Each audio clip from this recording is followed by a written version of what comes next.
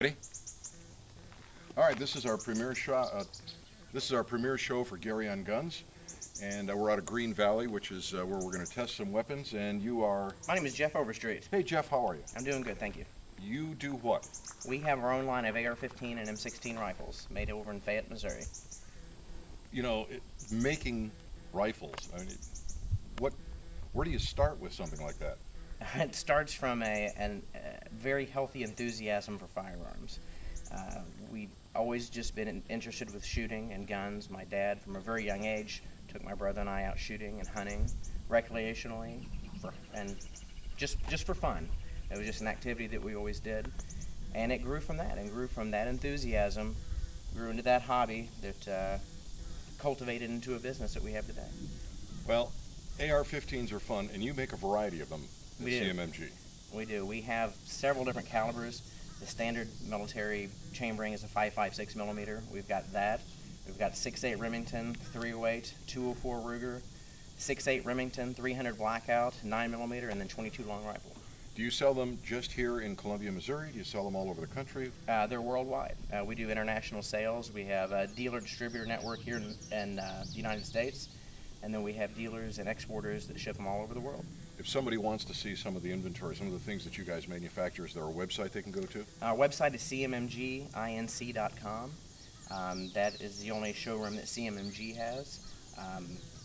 That's obviously open 24 hours a day. And if somebody in Phoenix, Arizona is watching this and they want to order something from you, do they order directly from you, or they have?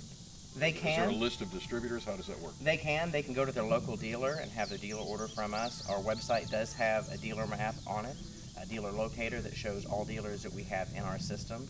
But if your dealer is not located on there, they can always just fax or email a copy of their FFL to us, and we can ship directly to them.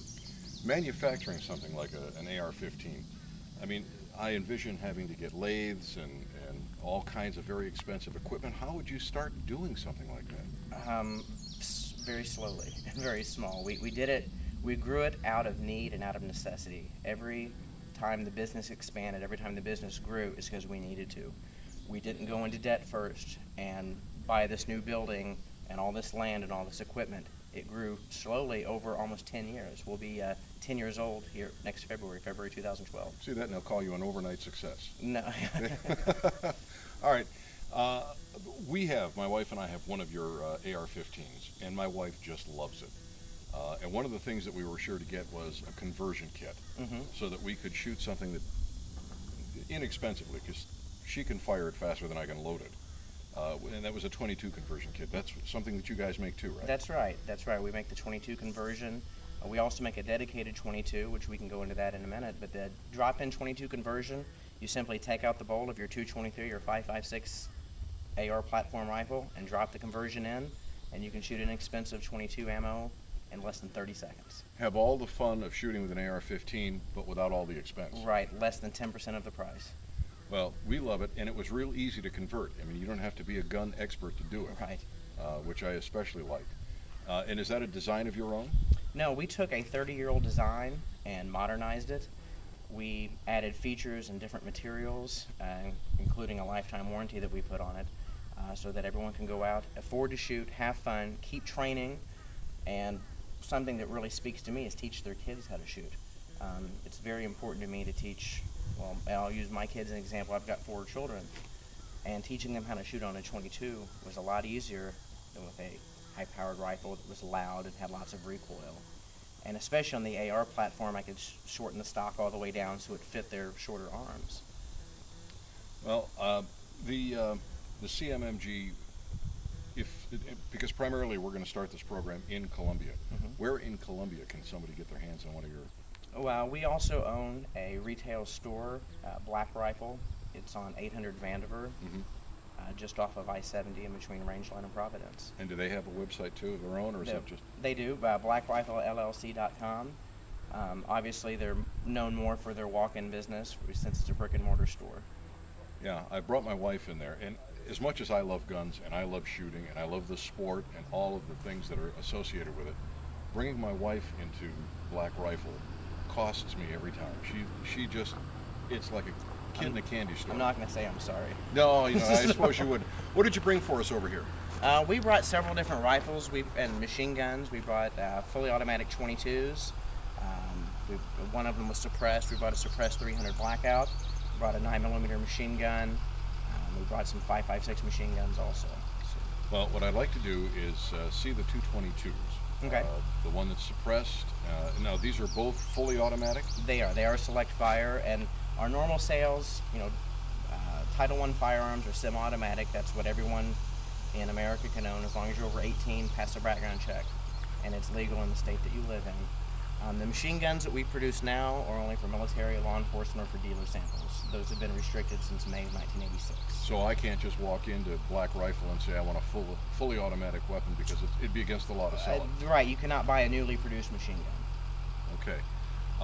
Let's try the one that is not suppressed. And before we get into that, let me ask you about suppressors, because I thought suppressors or silencers were federally legislated out; that they were illegal.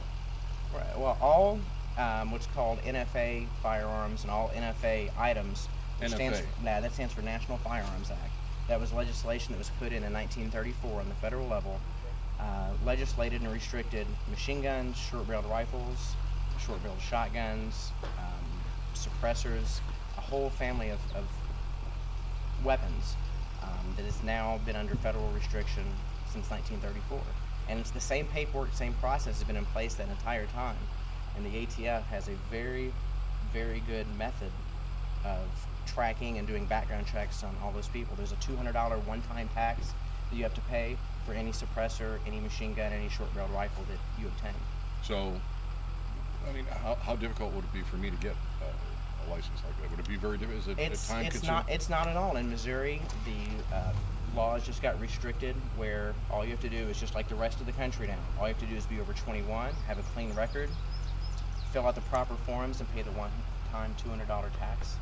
There's a sign-off by your local law enforcement, either city or county, and there's probably a 4-month wait for the ATF to do a background check on you, and that's it.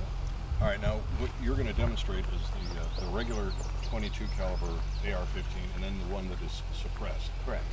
What is the principle behind the suppressor? We know the suppressor is going to sound quieter. Why does it sound quieter? A suppressor is just a muffler that goes on the end of your rifle.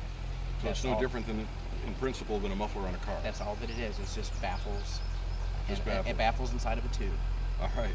Let's try the one that is not suppressed and Okay. see how that works out. All right.